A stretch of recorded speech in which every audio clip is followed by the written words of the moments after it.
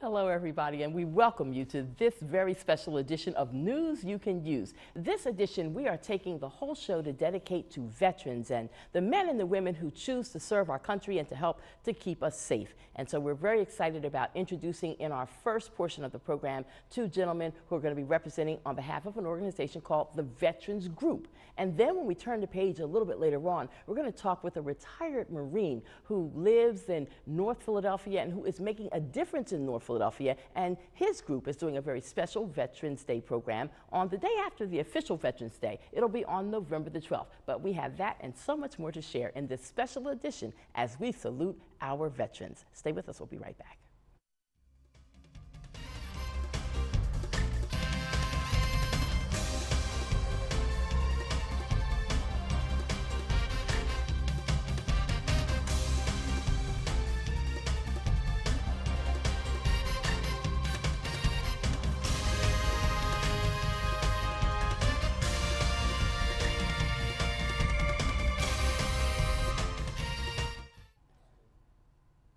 Hello, everybody, and we're back now with our program, News You Can Use, and this is a very special salute on this show to veterans. And I was telling my guests before we started taping today, I've never done this before on cable TV. I've done it on radio, from my days at WJS to my days at WHAT to my days at WURD Radio, where I am today, but never on cable. So I am particularly excited about celebrating veterans today on this show. And thank you both, gentlemen, for being here today. Mr. Jose Martinez, Executive Director at the Veterans Group. And to you, Mr. Cliff Skinner, I thank you for being with us as well. And your title with the Veterans Group? Senior Case Manager. Senior Case Manager, all right. And you're the one that I met out in the field, and we just took it from there, and now we got the ball rolling. I'm glad for the connection. Yeah. All right. So now for our viewing audience, first of all, because I know there's vets all over the place, some of whom are in a good place and are getting all the supports and services that they may need. And I think there's another grouping of veterans perhaps that could use some services, who could use some help, but for whatever reason, maybe because they just don't know where to go, or for other challenges in their lives, they just haven't stepped up to say, hey, I need some help. I know for me, it's hard for me sometimes to tell people, I need some help. And so maybe after this show, some of the veterans who could possibly be viewing the program, who need some help, will understand it's okay to say those words, I need some help. So tell us about the Veterans Group. That's very true. And I actually have a theory of why that happens. I think that for most veterans, anyone, you're in the military, I don't care if it's Army, Marines, Navy, Air Force, I don't care if you're a general or a private, there's always someone to tell you what you need to do. Hey, son, you need to come over here. Hey, sir, your office is waiting for you over there. There's a meeting for you here. There's always someone there giving you guidance and direction. When you leave the military, that disappears. That support network that you had around you that entire time is gone. And a lot of veterans find it really hard to navigate the bureaucracy that the VA is just the animal that it is. So they get frustrated. They come to hear no's immediately or initially, and then they say, you know what, I'm through with this, I'm done. And the Veterans Group, what we do there, what we do is empower veterans to get back on their feet. One of the things that we do, every veteran that walks through the door, is we do an evaluation to see what they're getting from the VA compensation, to see where they at, what their benefits are, what they should be getting. I consider myself to be somewhat of a subject matter expert in the VA world. I'm a 22-year Army veteran, 10 years active, 22 combined reserve, I'm in Guard. I'm also service-connected veteran, post 9/11. Did you say Army? Yes. I'm an Army brat. All right. I won't hold that against you. Post 9/11 veteran. So, you know, it's like in my heart to make sure that every veteran is getting what they're supposed to be getting and what they're due. This is not a handout to these guys. These guys deserve this. If they spend any time in the military, I don't care if you deployed or didn't deploy, you spend any time in the military, the government, the country owes you a little something. You know? Yeah, my dad served 2 years in the Navy, and then he went into the United States Army, where he served for 24 years. Wow. So he was definitely a career Army man. And as a kid, born into the life of traveling around where your dad goes from Army base to Army base, it was probably one of the best opportunities I ever had in my life to see the world, to see the United States of America, to meet and live amongst all kinds of people of all nationalities. And I think that's certainly a strong part of what helped to shape me into who I am today. I think probably my father's only regret is that his 2 daughters never joined the military ourselves, but I knew it wasn't for me because I'm a big punk. When people yell at me, I don't like it. And every time I've watched any television shows about being in the armed services, be that Army, Navy, Marines, or whatever, whoo, boot camp, I would never make it through boot camp. They would put me out. So I didn't embarrass myself by signing up, but I have great respect for the men and women who choose to serve and to put your lives on the line for people you don't even know, us Americans. And so I just give a lot of respect to armed forces whenever and wherever I see them. It doesn't have to just be on Veterans Day. I give you all praise and honor all the time. Thank you for what you did to help keep our country safe. I appreciate that. I think every generation of veterans is a little different. You know, the post 9/11 veteran, it's an all volunteer veteran. Every veteran who served during post 9/11 volunteered to serve. During the Vietnam era, you have those who were drafted. They were told they needed to go. Yeah. So it's a different, it's a different veteran. Each one of them has different needs, and each one of them have their own issues and struggles that they go through. And at the Veterans Group, we get to see both sides of that. We get to see the Vietnam era veteran, and we get to see the post 9/11 veteran. A lot of the issues are the same. A lot of the struggles are the same. A lot of the things that the post 9/11 veteran, he feels the country has thanked him. He feels, or she feels, that the country has said, thank you for everything you've done. They're gonna get it over and over, where that Vietnam era veteran's still looking for that. And I think this parade the city of Philadelphia is doing on November 8th is huge. It's gonna resolve a lot of those issues. I really do. I think that, I really do. I know that the Vietnam era veterans, those guys are like, they're excited about it, they're mobilized, they're deploying to get, to be part of this parade. So I'm glad we're gonna be a part of it as well. But now for veterans that feel like they've given so much, and in some cases have lost a whole lot of things, including limbs in some instances, and they come back home, and some of them feel like, hey, I'm not getting the services that I thought I was going to get, or I'm not getting the medical care that. Why do I have to beg? Why isn't it easier for me? What do you say to them when they come to you frustrated like that? And I'm sure you see some of that all the time. I had a phone call today of a veteran deployed to Iraq in 2004, 2005, was shot, and told me today that he was only receiving 10% VA award, which is very minimal in awards as far as awards go. That's actually the minimum amount that you can actually get. And I couldn't believe it. I was like, 10%? I'm like, who handled your claim? And it just has to do with who initiated the claim, what type of supporting documentation was done, and to be honest with you, the person who did the claim, how much they cared about their job. And unfortunately, there are people out there who just don't care. They don't see the need. They don't see, like, they look at it as like, oh, this is free money to them. Like, no, this person was shot. It's like, this person was shot, and he's still dealing with medical issues to this day. So all we could do is just tell them, listen, you're right. Because I never try to tell a veteran I understand where they're coming from, even though I am a veteran and I do have a little bit of experience speaking of this, but I don't understand their actual struggles. My struggles are different from their struggles. So what I sit them down, let them know, I said, you have every right to feel the way you feel, but you have every right to empower yourself as well. So let's take this opportunity, let's figure out how we're gonna fix this problem, as opposed to just sitting there and being upset about it. Okay. The Agent Orange crisis, that came with the Vietnam War, am I correct? Vietnam era, yes. Okay, the Vietnam era. Now, you're a caseworker, right? So you are meeting vets every day that are coming into the Veterans Group and seeking services, seeking help, seeking some answers. The veterans that, I'm going back to Korean War, like when my dad was in the war, he was in and all of that.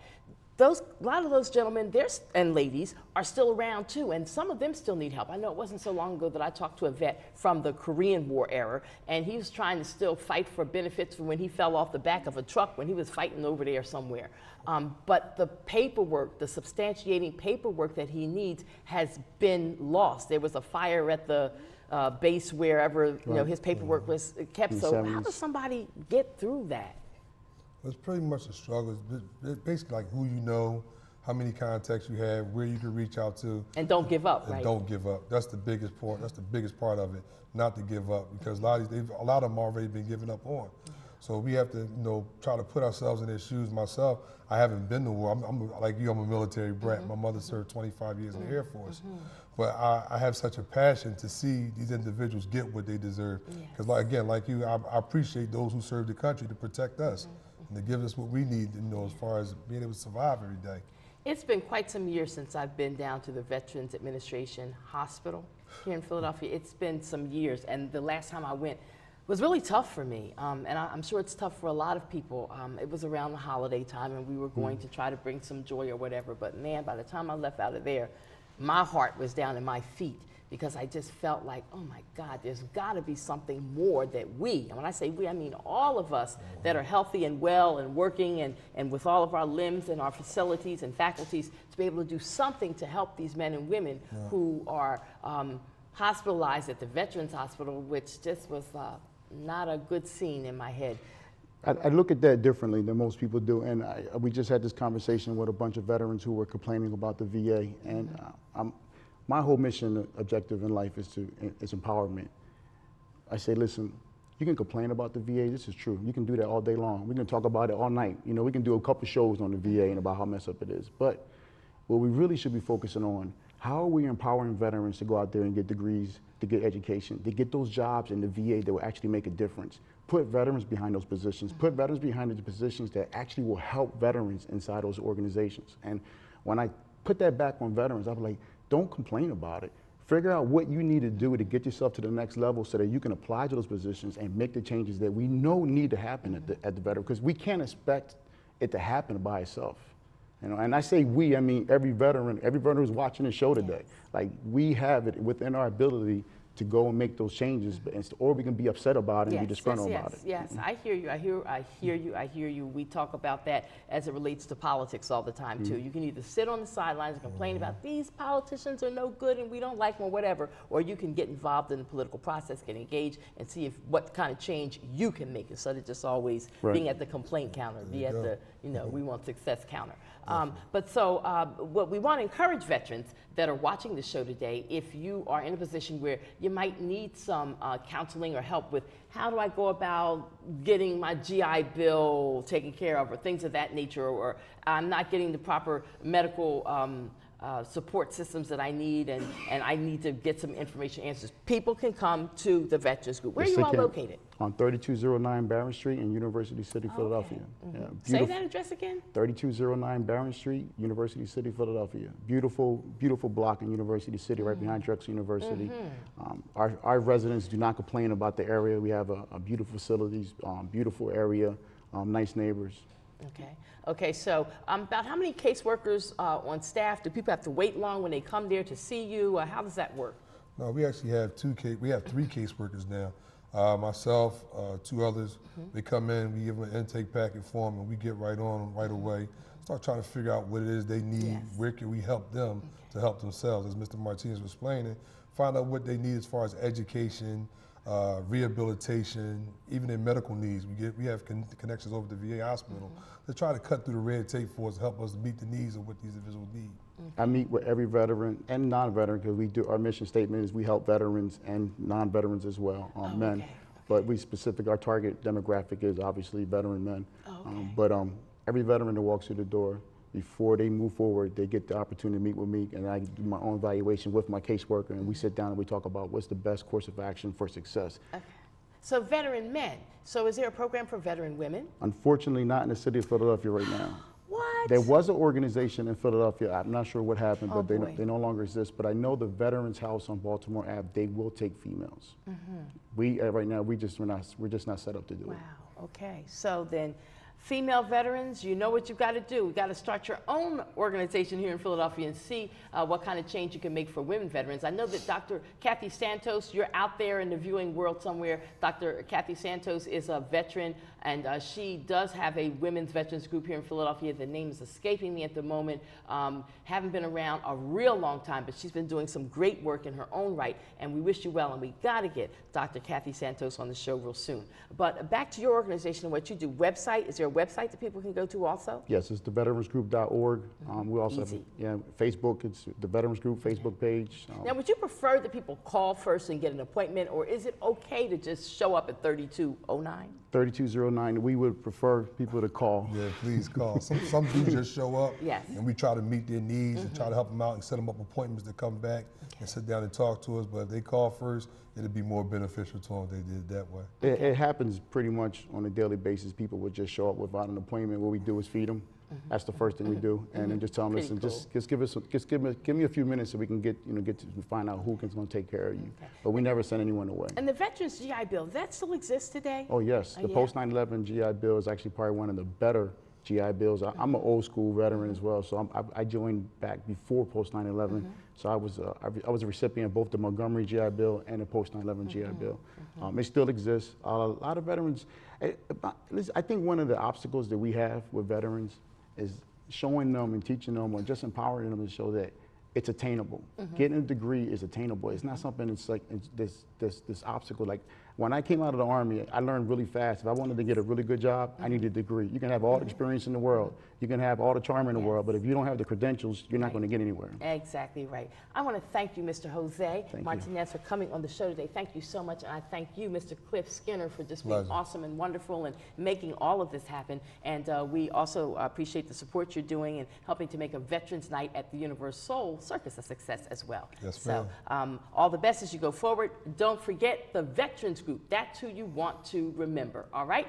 And we're going to turn the page as we go forward. In the last portion of our program today, we're going to share with you the story about a gentleman of the name of Mr. Jimmy Sullivan. And he lives and does work in North Philadelphia. He's bringing a very special Veterans Day program to the Cecil B. Moore Recreation Center on November the 12th. So stay along and hear about that. We'll be back in a moment.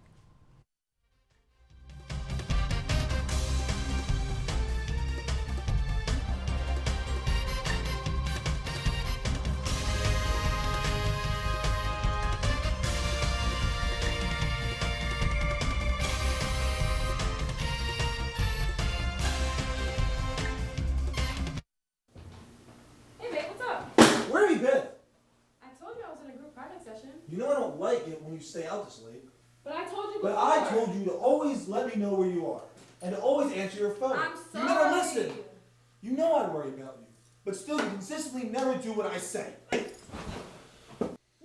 Stop! Stop! Domestic abuse can happen to anyone. If you or someone you know is in an abusive relationship, please call the number below. And remember, it is never the victim's fault. The United States Air Force has a proud history of leading our nation in embracing diversity. We've been reaching new heights for years by understanding it's our individual experiences which make us strong. You can share in this success by seeking opportunities to learn and grow as a member of a diverse team. We are the world's greatest Air Force, not because of what we do, but who we are. This message is brought to you by the U.S. Air Force. He knows where my next class is.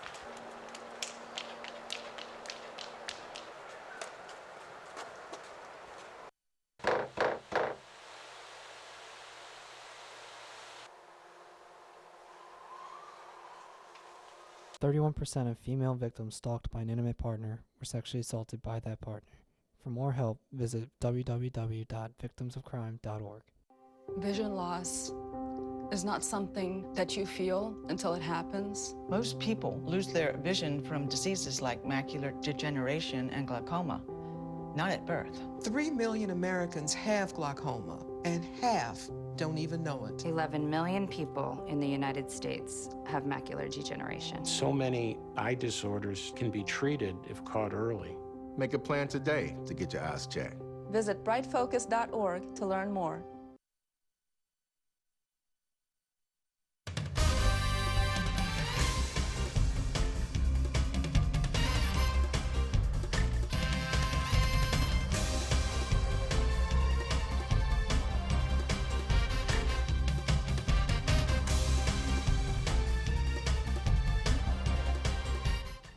All right, here we go. We are back for the last portion of this edition of News You Can Use. And you know, I told you it was going to be all about veterans and celebrating veterans, something I've never done before with any of the cable television shows that I've had an opportunity to host over the years. I've always done the veterans programs on radio, but not on cable. So I'm excited to do this on cable today. And in this segment, I have Mr. Jimmy Sullivan joining us, a retired Marine who also was in the Army Reserves for a number of years. Thank you for being a guest on the show. You're welcome. Yeah. So now, first of all, before you talk about this event that you're hosting at the Cecil B. Moore Recreation Center for veterans, tell me about your time in the U.S.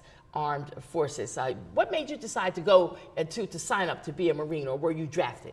No, I volunteered to be a Marine. There was a lot of strife going on in my neighborhood at the time, and I decided that I didn't want to be a part of that. And to not be a part of that, you have to get away from the neighborhood.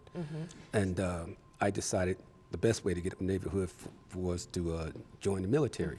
Where was boot camp experience for you? Oh, it was really, really, really, really rough because, you know, back in the 60s, being a black person in the Marine Corps was really hard because it was hard on blacks all at that particular time. But I managed to get through it because I decided that I wanted to volunteer for it, so I did not want to muster out or flop out or get this so not complete. So I hung in there for 6 months. Boot camp. Where was boot camp? What part of the country? It was in South Carolina. South Carolina. Yeah, boot camp was in Parris Island, South Carolina. And we left there and went to a place called Camp Geiger for advanced infantry training. And from there we went to our normal duty station. And my duty station was 1st Battalion, 6th Marines. And so you did some traveling as a Marine. Yes. And once you finished your time with the Marines, you decided, I haven't had enough yet. Well, not exactly like that. I stayed out for 9.5 years. And a friend of mine brought it to my attention that I could go in the reserves and complete my career that way without going in the military. And I said, well, I can't do that yet. He said, yes, you can, because you got 6 more months before your 10-year period is up. And I said, okay, well, let me go back in. And so I'm going to the Marine Corps. I said, yeah, I'm going to the Marine Corps. He said, no, come in the Army with me, because they're doing the same thing that we do on our job right here now.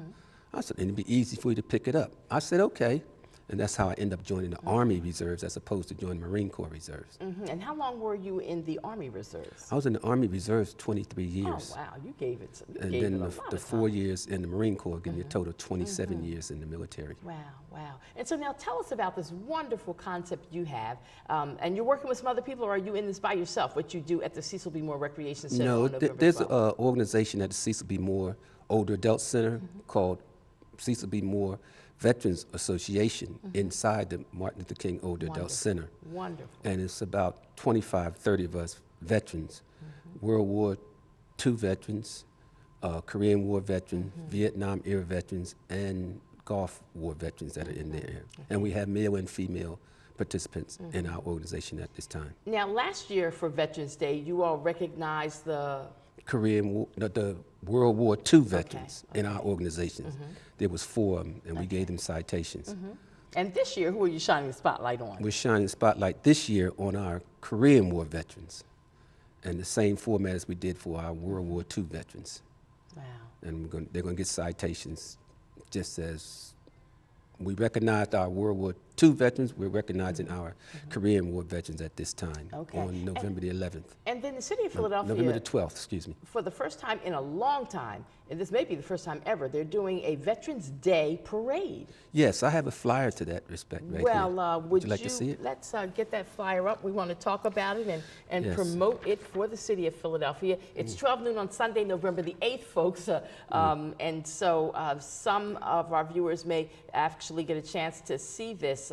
Philadelphia's first ever Veterans Parade, they're billing it as, and the parade honors all veterans of all eras, and they're going to commemorate the 70th anniversary of the end of World War II, the 50th anniversary of Vietnam, and the 25th anniversary of Desert Shield. The parade covers the 3-state region, Pennsylvania, New Jersey, and Delaware, and will feature military units, civic and youth groups, including junior ROTC, businesses, high school marching bands, and representation from West Point and the Naval Academy. This is going to be great. This is going to be a great event, and hopefully some of our viewers will know about it and be able to come and check it out on Sunday, November the 8th. And where are you all going to start? In Center City, Philadelphia? Yes, the parade is going to kick off at Broad and Walnut. Oh, cool. Going to proceed from Broad and Walnut to City Hall, turn east on City Hall to Independence Hall, and they're going to have a wrap-up ceremony at Independence Hall. Okay, that should be very, very good, very, very nice indeed. Yes. And I just think it's wonderful that the Cecil B. Moore Recreation Center Veterans Group is doing this kind of thing to celebrate some of your own who are right there in the community. Yes, we're going to be actually in the parade. Mm-hmm. Riding, I don't know what position we're going to be in the parade, but we're going to be in the parade riding with one of the vehicles called the Duck. Okay. Hope it don't crash. Right. So in the parade on Sunday, November the 8th, and then your Veterans Day event is on November the 12th. The 12th, and yes. other veterans that may see this show before November 12th, they're welcome to come and watch while you do what you do? Yes, they're welcome to come and watch us make our presentation to our Korean War veterans, yes. All are invited. And if there's other veterans who live in the area near the rec center, and maybe they didn't know that you had this vet group happening there, but they're a veteran and they would like to get involved, do you take on new members? And Yes, join? we're taking on any members. Any veteran that wants to be part of our organization is welcome to join, male and female, yes. Okay. Well, any final thought that you would share with our viewing audience at this time? Yes. Come out. Yes, come out and watch the parade. It's going to be televised on Channel 6. And come out to your event. Come out to our event on the 12th at Martin Luther King Older Adult Center. Okay. They're all welcome. All right, well, Mr. Sullivan, I thank you for being in touch with me, first of all, to let me know about this event. We'll talk it up on the radio station as well. It's for our vets. It's to celebrate our vets, and I think that's a wonderful idea. So we appreciate you for coming. Thank you for having me. And we appreciate all of you for viewing, and we ask that you continue to support the men and women who choose to serve and help to protect this country so that we can keep on the American way and live the kinds of lives that we are used to living, a democratic life in this nation. So we salute all the men and women who served as veterans for our nation. Also want to remind you to check out the program that I host on 900 AM WURD. It is called Daybreak on Word. I'm on the air Mondays through Fridays, 6 to 7 a.m., the early bird show. It is so early, but we get a lot of people who call and chat and talk with us, and we welcome you to do the same thing too. Or you can listen to the program online at www.900amwurd.com. And finally, let me say congratulations to another wonderful, outstanding LaSalle University graduate, Mr. James Kinney, the new mayor of the city of Philadelphia. He will be sworn in January of 2016. Hats off to you, Jim Kinney, graduate of LaSalle University, and now we can call him Mr. Mayor, Philadelphia's next mayor. I want you to keep your dial locked where it is, right here at Channel 56, LaSalle TV, or if you happen to be watching Verizon Fios, Channel 36. More great programming coming your way, so stay with us as we continue to share news that you can use here throughout the Philadelphia area. Have a great day, everyone, and remember that life is fragile. Handle it with prayer.